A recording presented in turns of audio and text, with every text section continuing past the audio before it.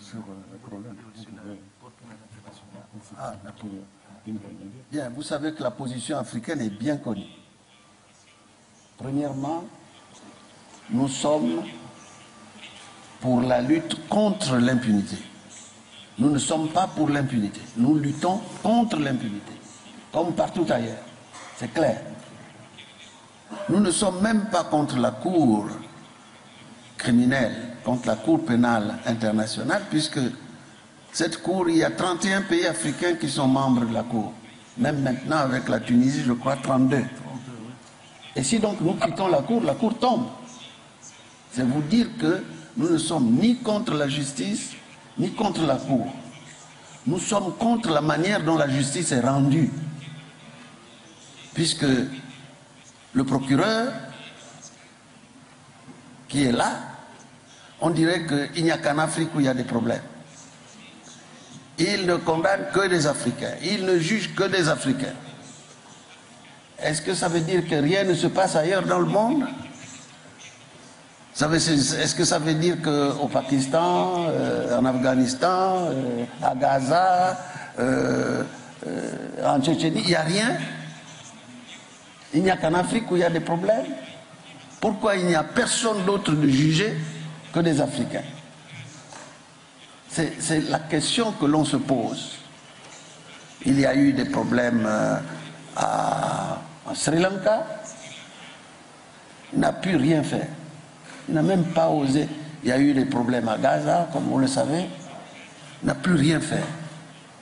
Il y a même les situations, comme l'a rappelé le président, les situations qui se passent en Irak, où sur la base d'un mensonge, on est arrivé en Irak et il y a eu, je crois, 1,5 million de morts. C'est rien. Rien ne se passe. Vous voyez, on se pose des questions que vous devez vous poser en n'écoutant pas seulement certains de nos collègues de la presse ici qui ne voient qu'un aspect du problème. Permettez-moi de vous dire que je me suis rendu aux États-Unis. Et là-bas, tout le monde, les Américains me demandaient pourquoi vous ne respectez pas la Cour internationale de justice. J'ai dit, venant de vous, Américains, vous avez refusé de faire partie de la Cour criminelle internationale. Vous avez dit, nous, Américains, on est au-dessus de la loi internationale. Et vous avez même dit, aucun Américain ne doit être jugé en dehors du territoire américain. C'est clair. Si donc moi j'ai dit un jour, aucun Africain ne doit être jugé en dehors du territoire africain, est-ce que j'ai dit quelque chose qui est différent de ce que vous dites? Pourquoi, au lieu d'encourager le gouvernement américain à être membre de la Cour internationale de justice, vous êtes en train de nous dire, nous ne respectons pas la Cour internationale de justice? Je crois qu'il faut vous poser toutes ces questions pour que nos camarades qui sont là, qui ne sont pas méchants, mais qui ne voient qu'un aspect de ce qui se passe, qui regardent l'Afrique avec des lunettes, comprennent qu'il y a des problèmes. Je voudrais vous rappeler, messieurs, qu'il y a 3 tribunaux internationaux qui ont été créés avant la Cour pénale internationale. Un, le tribunal pénal international pour la Yougoslavie. C'est ce tribunal-là qui a jugé Milosevic, pas l'ICC. C'est ce tribunal qui continue à juger les généraux qui viennent d'être arrêtés. Et ensuite, il y a 2 tribunaux internationaux en Afrique. L'un s'appelle le tribunal international pour le Rwanda.